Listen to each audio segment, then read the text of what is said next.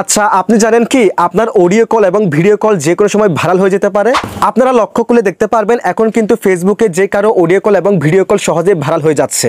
তাই আপনি যদি নিরাপদ থাকতে চান তাহলে আজকের ভিডিওটি দেখে এই সিরিজটা আপনি এখনই করে নিন, যাতে আপনার অডিও কল এবং ভিডিও কল ভাইরাল না হয়। কিসের সেটিংস আমি আপনাদেরকে ফোন স্ক্রিনে দেখিয়ে দিচ্ছি। অবশ্যই পেজটিকে ফলো করে রাখবেন, ভিডিওটি লাইক কমেন্ট শেয়ার করে দিবেন। শুরুতে আপনি আপনার জিমেলের অ্যাপসটাকে ওপেন করে দিবেন। এরপর এখান থেকে আপনার জিমেল অ্যাকাউন্টের লোগোর উপর ক্লিক করে দিবেন। এরপর এখান থেকে ম্যানেজ ইউর গুগল অ্যাকাউন্ট এই অপশনে ক্লিক করে দিবেন। এরপর এখান থেকে ডাটা অ্যান্ড প্রাইভেসি এই অপশনে ক্লিক করে দিবেন। এরপর এখান থেকে ওয়েব অ্যান্ড অ্যাপ অ্যাক্টিভিটি এই অপশনে ক্লিক করে দিবেন। এরপর একটা স্ক্রল করার পর এই যে দেখেন include voice and audio activity, এটা অন করা আছে, টিকমার্ক করা আছে।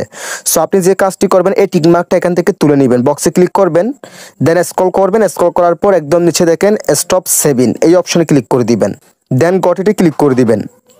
এখন দেখেন সে টিকমার্কটা কিন্তু উঠে গেছে, এখন এটা বন্ধ হয়ে গেছে। এরপর থেকে আপনি অনেক সেফ থাকবেন, নিরাপদ থাকবেন, আপনার কলার ভাইরাল হবে না বা ফাঁস হওয়ার কোনো সম্ভাবনা থাকবে না।